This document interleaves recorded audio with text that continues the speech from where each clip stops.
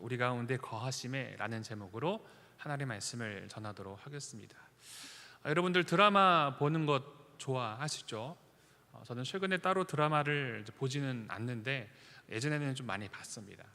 2004년에 많은 인기를 끌었던 SBS 드라마 중에서 파리의 연인이라는 드라마가 있었습니다. 혹시 기억하십니까?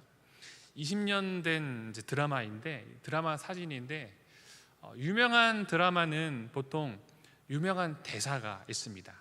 이 파리 연인이라는 이 드라마에서 여러 대사가 인기가 있었는데, 그 중에서 방금 봤던 이 남자 배우가 여자에게 했던 대사 중에 이런 대사가 있습니다. 내 안에 너 있다. 혹시 기억나십니까? 내 안에 너 있다라는 그런 대사였는데, 사랑하는 여자를 향한 남자의 마음이 담긴 고백이죠. 그리고 이 대사 때문에 실제로 가수였던 이 배우는 많은 인기를 얻었고 많은 여인들의 마음을 사로잡았고, 그리고 이 대사가 많은 패러디를 자아낸 아주 유명한 대사입니다. 우리 이곳 계신 분들도 예배 끝나고 집에 가셔서 사랑하는 분들에게 이렇게 하면 좋을 것 같아요. 내 안에 당신이 있다. 이렇게 이야기하면은 좀 관계가 조금 괜찮아지지 않을까 한번 웃으며 생각을 해봅니다. 설교 도입 부분부터 왜 이렇게 좀 닭살스러운 이야기를 할까 생각이 드시는 분들도 계실 텐데요. 하나님께서 우리를 향하신 마음이 이와 같기 때문에 그래요. 사랑하는 남자가 여인을 향하여 내 안에 너 있다라고 비록 짝사랑이기는 하지만 그 사랑을 고백하는 것처럼 하나님께서도 우리를 향하신 이러한 사랑의 마음이 있기 때문에 그렇습니다. 연인들이 서로 사랑할 때 모습은 어떠합니까? 그 노랫말처럼 보고 있어도 보고 싶은, 설교 시간에 노래가 좀 그렇지만 보고 있어도 보고 싶은 게 연인의 모습이에요. 사랑하는 연인의 모습. 그리고 정말 역설적이기도 함께 있는데 더 함께 있고 싶은 마음이 사랑하는 그 연인들 안에서의 모습이죠. 여러분들 아마 다들 잊으셨을 텐데 우리도 다 그런 때가 있었습니다. 사랑한 이로 하여금 그렇게 뜨거운 때가 다 있었죠. 지금은 많이 무뎌졌지만 말이죠. 그런데 우리는 사람인지라 좀 묻어지기도 하지만 우리 하나님께서 우리를 향하신 사랑은 무뎌지지 않고 더욱더 항상 동일하시며 현재 진행형이시다라는 것을 기억하게 되기를 바랍니다. 그렇다면 오늘 하나님께서는 요한복음의 이 말씀을 통해서 우리에게 어떠한 메시지를 들려주시기를 원하실까? 우리 14절의 말씀을 함께 자막을 통해서 읽어보겠습니다. 14절 말씀 읽겠습니다. 시작. 말씀이 육신이 되어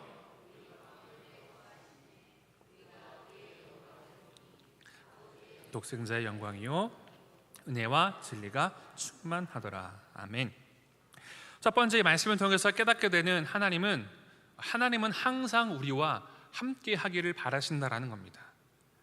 14절의 말씀을 보실 때 모든 구절들이 다 의미가 있고 은혜스러운 부분들이지만 오늘 함께 조금 나누고자 하는 부분은 오늘 말씀의 제목처럼 우리 가운데에 거하심에 라는 부분입니다.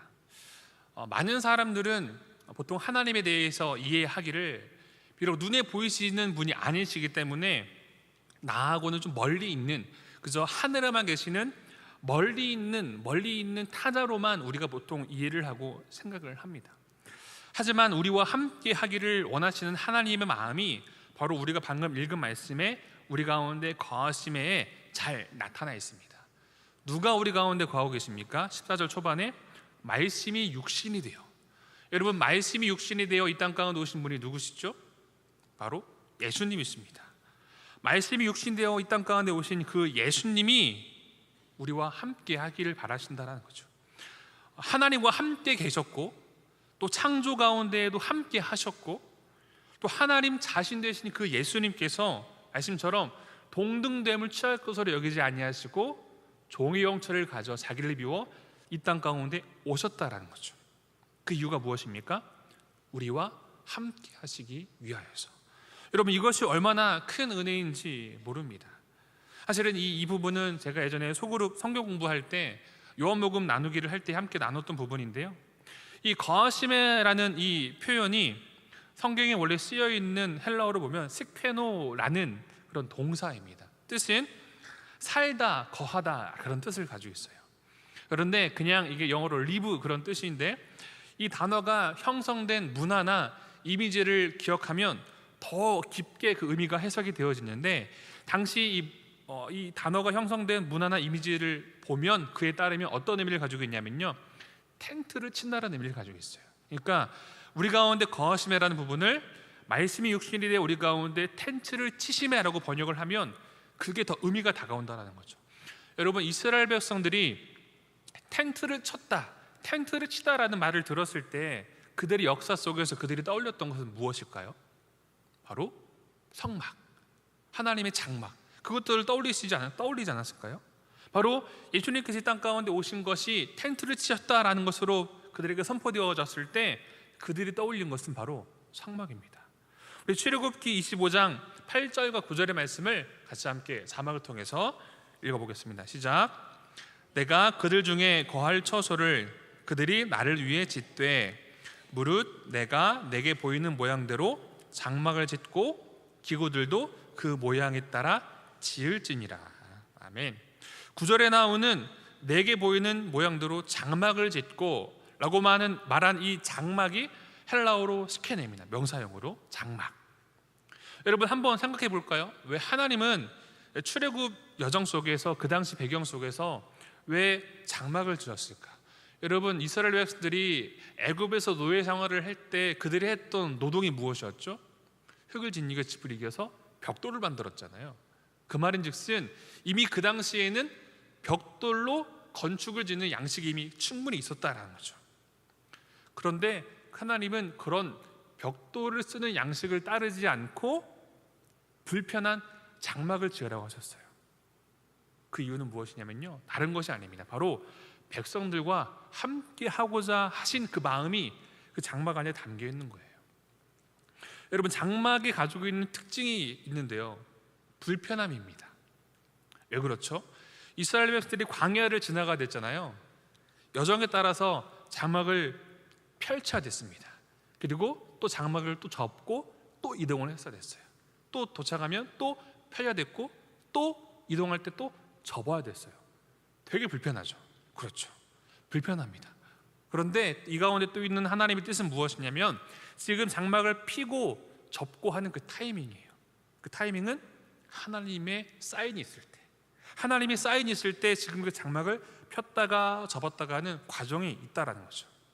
즉, 장막을 하나님께서 말씀하신 이유는, 그 의미는 무엇이냐면, 그만큼 하나님의 사랑하는 백성들과 모든 과정을 함께 하기를 바라셨던 마음이 그 가운데에 있었다라는 거죠.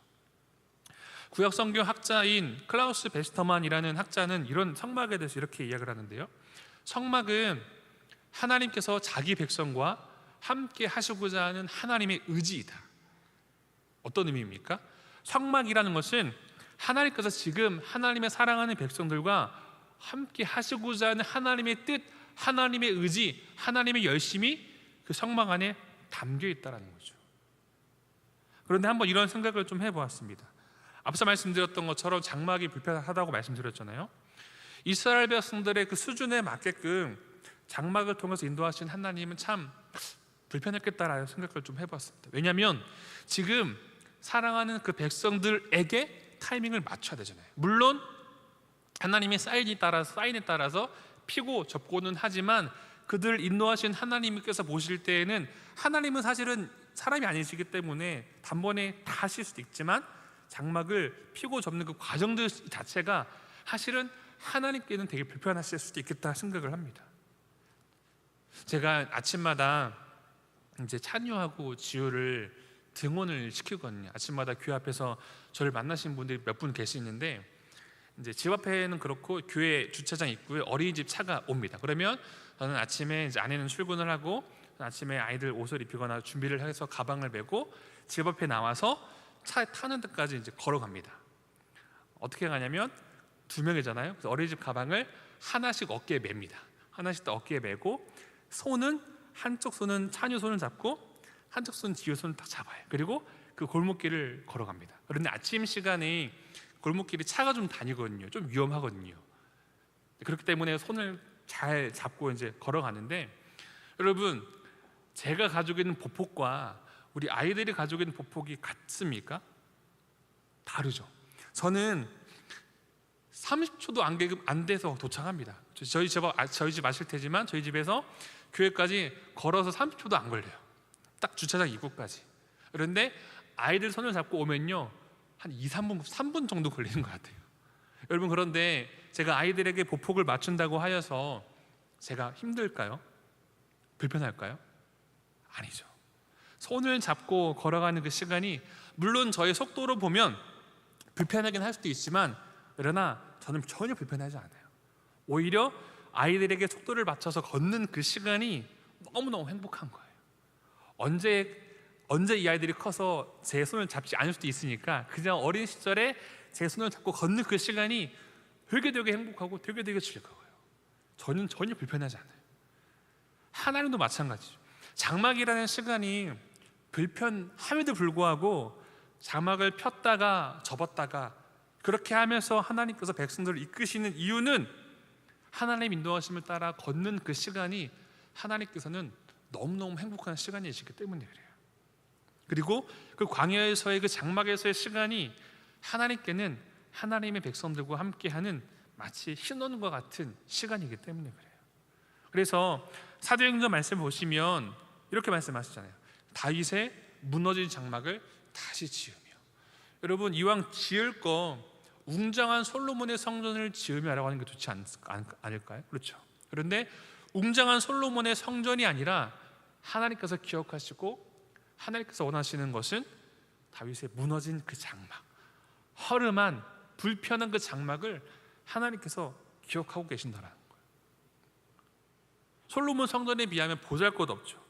그러나 하나님의 임재의 상징, 백성들과 함께 걸었던 오직 하나님만 의지할 수밖에 없었던 신혼과 같은 그 장막의 시간을 하나님께서 기억하시고 원하신다는 거죠. 그 시간에 하나님께서 기뻐하셨다는 거죠. 그런데 역사적으로 어떠하였습니까? 하나님의 마음을 떠난 백성들의 죄로 인하여 솔로몬 성전이 파괴가 되죠. 여러분, 얼마나 마음이 아프셨을까요? 파괴가 될 수밖에 없지만 그 파괴됨으로 인한 하나님의 마음이 아프셨을 거예요. 그러나 여전히 하나님의 마음은 여전히 내 사랑하는 백성들과 내 사랑하는 자녀들과 함께 하고 싶으셨죠.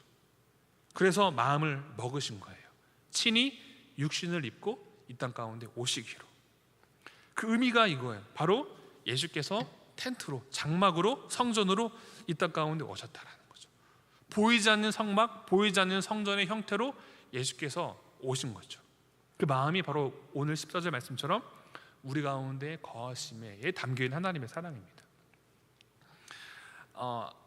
아이를 키울 때 뽀뽀를 참 많이 합니다. 제가 지금 한창 아이들한테 아빠 뽀뽀하고 있는데요, 어렸을 때는 잘 해줬던 것 같아요. 그런데 지금 아직 아이들이 어린데도 불구하고 잘 안 하는 것 같아요. 제가 그래서 조건을 겁니다. 뽀뽀해주면 뭐 줄게, 이렇게 조건을 걸고 있는데, 아이들이 부모님을 향하여서 해주는 뽀뽀가 여러분 얼마나 힘이 됩니까? 그렇죠?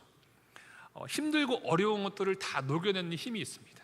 아빠가 밖에서 힘들게 일을 하고 사회 안에서, 직장 안에서, 관계 안에서 스트레스가 정말 많은데 집에 와서 아이가 해주는 그 뽀뽀 하나에 아빠의 밖에 가장에서의 무게는 다 스르르르 다 녹아요. 그래, 이 아이 때문에 내가 힘을 내야지. 이게 부모의 마음인 거죠. 그런데 참 안타까운 것은 아이들이 이제 커가면서 뽀뽀를 합니까, 안 합니까? 안 해줘요. 안 해줘요. 뽀뽀, 에이, 그런 거 있어. 여러분들의 자녀에게 어렸을 때처럼 엄마 아빠 뽀뽀 한 번만 해줘라고 하면 어떻게 할까요? 뭐 어디 아파? 아빠 어디 아파? 그럴 거죠. 어렸을 때는 뽀뽀를 그렇게 많이 해줬는데 크면서 뽀뽀를 안 해줘요. 그런데 여러분, 우리들의 모습도 같아요.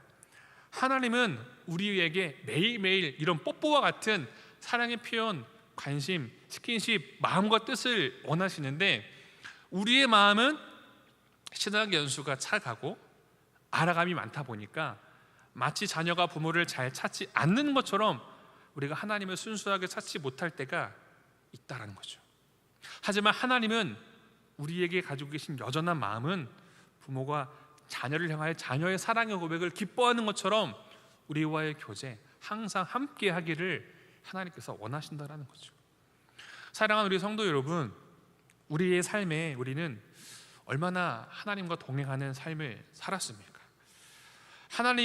하나님께서 원하시는 것은 우리가 일을 잘하는 것, 무엇도 잘하고 이것도 잘하고, 전도도 많이 하고 봉사도 많이 하고 헌금도 많이 하고 헌신도 많이 하고, 물론 이런 것들 또한 하나님께서 기뻐하시고 교회 공동체가 이루어지기 위해서 또 성경에 이야기된 기록된 하나님의 뜻과 마음들이 맞아요.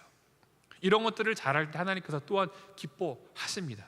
그런데 하나님께서 본질적으로 기뻐하시는 것은요, 헌금이든 전도든 봉사든 사역이든 뭐든 그 안에서 하나님과의 관계 안에서, 하나님과의 그 관계 속에서 그 모든 것들을 하기를 바라신다라는 거죠.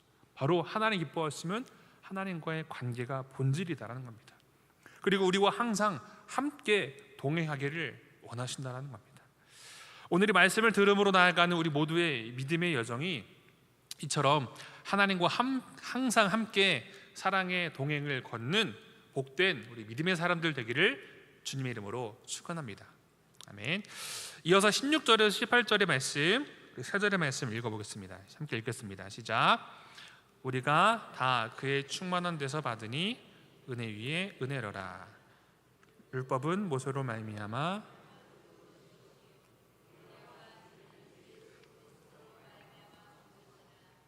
본래 하나님을 본 사람이 없어되 아버지 품속에 있는 독생하신 하나님이 나타내셨느니라. 아멘. 두 번째, 오늘 말씀을 통해서 우리가 기억해야 하는 것은 예수님은 하나님께서 우리와 함께 하시는 증거이다라는 겁니다. 본문은 모세를 통해서 얻는 율법과 예수를 통해서 얻는 그 은혜와 진리를 비교하고 있습니다. 17절 말씀 보시면 율법은 모세로 말미암아 주어진 것이다. 그렇지만 17절 끝부분에 은혜와 진리는 예수 그리스도로 말미암아 온 것이다 라고 두 가지를 비교하고 있어요. 여러분, 율법이 주어진 것은 언제 주어졌죠? 구약시대 모세를 통해서 주어졌죠. 계명으로. 보통 우리는 율법에 대해서 생각을 하기를 율법을 그저 무엇인가 옳고 그름을 따지는 역할, 죄를 판단하는 것, 마치 법정인 어떤 역할로만 국한을 하는 경우가 있어요. 물론 율법은 바울의 이야기처럼 죄를 깨닫게 하는 거울의 역할을 합니다. 그런데 곰곰이 바라보면요, 율법이 주어진 것은 율법을 주는 하나님과 율법을 받는 백성과의 관계를 떠올릴 때 율법을 주시고자 하는 하나님의 마음이 더 핵심입니다. 그것을 지키고 지키지 않고가 핵심이 아니라 율법을 왜 주셨는지, 왜 지켜야 하는지가 핵심이에요. 그리고 무엇보다 언약 안에서의 하나님과 백성과의 그 관계가 핵심인 거죠. 그래서 하나님께서는 실제로 율법을 주실 때에 반복해서 말씀하시죠. 나는 너희를 애굽에서 구원하여 낸 여호와 하나님이다. 그러니 나를 기억하라. 하나님을 모르는 사람들에게 율법을 주신 게 아니에요. 하나님의 사랑을 알고 하나님의 은혜를 입은 자들에게 계명을 주시는 거죠. 즉, 이 율법을 주시는 하나님과 그 율법을 받는 이 백성과의 관계가 율법을 주신 하나님의 마음이죠. 이처럼 율법은 결코 하나님께서 백성들을 올가매려고, 불편하게 하려고, 어렵게 하려고 하는 것이 아니라 사랑하는 백성들이 우상의 길을 따르지 않고 언약 안에서 하나님의 복을 누리는 백성의 길을 가게 하시기 위하여 관계 안에서 주신 하나님의 마음이 그 율법에 담겨져 있는 의미라는 거죠. 여러분, 그런데 문제는 사람에게 있습니다. 세월의 흐름에 따라서 백성들은 하나님의 은혜의 약속을 잊어버립니다. 그리고 하나님이 아닌 자기의 의만 남게 된 게 문제예요. 그리고 스스로의 힘으로 율법을 지키려고 애를 쓰고 노력했지만 불가능하죠. 오히려 죄인됨이 한계만 드러나고 확인할 뿐입니다. 그리고 돌아오는 것은 정죄뿐이었죠. 그 결과 어떻게 되었습니까? 아예 하나님을 외면하고 떠나버리든지 아니면 이중적인 삶의 모습을 살아가는 존재가 되어버렸어요. 자, 이러한 우리를 불쌍히 여기셔서 여전히 우리가 하나님의 백성이다라는 것을 보여주시는 증거가 있는데, 그것이 바로 예수님께서 이 땅 가운데 오신 성육신이 그 담겨져 있는 의미다라는 거죠. 그래서 오늘 본문의 말씀은 16절에 은혜 위에 은혜다라고 설명을 합니다. 이미 율법이 백성들에게 주어진 것 또한 다른 사람들은 받을 수 없는 하나님의 뜻이거든요. 계명이거든요. 그것 또한 은혜입니다. 하지만 그것도 은혜이지만 그것을 더욱더 뛰어넘는 완성시키시는 은혜가 있는데 그것이 바로 예수님의 오심이다라는 거예요. 그것이 바로 은혜 위에 은혜다라는 거죠. 두 구절의 말씀을 같이 읽어볼 건데요, 마태복음 5장 17절과 로마서 13장 10절의 말씀을 자막을 통해서 같이 한번 읽어보겠습니다. 시작. 내가 율법이나 선지자를 폐하러 온 줄로 생각하지 말라. 폐하러 온 것이 아니요 완전하게 하려 함이라. 로마서 사랑은 이웃에게 악을 행하지 아니하나니 그러므로 사랑은 율법의 완성이니라. 율법을 없애려고 폐하려고 예수님 오신 게 아니라는 거죠. 율법을 완전하게 하시기 위해서, 그리고 사랑으로 그 율법을 완성시키시기 위해서 예수님께서 오셨다라는 거죠. 즉 예수님께서 오셨기 때문에 그 율법이 완전하게 된 것이고 사랑으로 완성된 거예요. 예수님이 계시기 때문에 우리가 하나님 아버지께로 나아갈 수 있는 자격과 길이 열리게 되었다라는 거죠. 우리의 중재자가 되심으로 하나님과 우리와의 그 막힌 담을 허신 그 예수님, 주님께서 우리 암송구절처럼 주님께서 친히 몸으로 담을 허셨잖아요. 그리고 예수님께서 친히 성전이 되심으로 그 예수를 통하여서 우리가 하나님 아버지께로 나아갈 수 있는 길이 열렸다라는 거죠. 이것이 예수님께서 예수님을 통하여서 우리가 함께 하신다라는 것을 알 수 있는 아주 귀한 비밀, 영적인 은혜다라는 거죠. 이것은 너무나 귀한 영적인 비밀이죠. 아니, 성경을 통해서 모든 이들에게 오픈된 오픈 소스입니다. 그런데 여전히 우리는 율법적인 과거, 지키고 지키지 못함에 얽매인 경우가 참 많이 있죠. 제가 예전에 기독교 대학교 교목실에서 사역을 했던 경험이 있는데, 그때 20대 초반의 크리스천 청년들이 가지고 있는 많은 상담의 제목과 궁금한 질문 중에 대다수를 차지하는 퍼센테이지 질문은 이러한 질문이었어요. 이런 저를 하나님께서 사랑하시나요? 라는 질문이었어요. 이유인즉 무엇이냐면 자신이 살아가는 삶의 모습을 보니까 하나님께 죄송한 모습이 너무너무 많다는 거예요. 그리고 20대 초반의 청년들이 빠지기 쉬운 길이 무엇입니까? 성인이 되었잖아요. 19살까지는 그래도 교회 안에서 부모님이랑 울타리 안에서 어느 정도 선을 넘지는 않습니다. 그런데 성인이 되면은 자유가 생기잖아요. 그러면서 그동안 하지 못했던 것들을, 하고 싶었던 것들을 막 합니다. 그러다 보니까 교회도 안 나가게 되고, 그리고 예전에 아니었던 모습들이 자신의 모습에 자리 잡고 있는 것을 보는 거죠. 그러면서 드는 마음이 드는 거죠. 교회에서 배운 것은 이게 아닌데, 그래도 예수님 믿는 사람의 모습은 이게 아닌데 내가 이렇게 사는 게 맞나? 이런 나의 죄된 모습을 하나님께서 아실 텐데 하나님 나 사랑하시나? 라는 마음의 질문들이 들어왔고, 체프를 끝나고 많이 했던 질문 중에 이런 질문들이 되게 많았어요. 이런 질문에 대답을 하죠. Yes, 물론 하나님이 너를 여전히 사랑하셔 라고 답변을 하죠. 왜냐하면 지금 그런 질문을 한다라는 것 자체가 아직은 생명이 있다는 거거든요. 지금 이렇게 내가 살아가는 모습이 맞나? 라고 질문을 던지는 것 자체가 아직은 희망이 있다는 거거든요. 죄가 죄인 줄도 모르고 막 사는 것에서, 아니 솔직히 막 살아도 아무도 뭐라 안 하거든요. 왜냐하면 세상은 다 그렇게 살아가니까, 그렇게 살아가니까 괜찮다라고 이야기합니다. 오히려 예수를 믿는 사람으로 살며 살아가는 게 어리석다고 말하는 세상이다 보니까. 그런데 그런 상황 속에서 지금 나이가 이렇게 살아가는 모습이 있는데 하나님도 여전히 사랑하십니까? 사랑하시나요? 라는 질문을 던진다는 것 자체가 여전히 하나님은 너를 기다리고 계시고 너를 사랑하셔라고 이야기할 수 있다는 거죠. 하나님이 우리와 함께 하시면 어떻게 할 수 있습니까? 여전히 우리를 사랑하시고 계시면 어떻게 할 수 있습니까?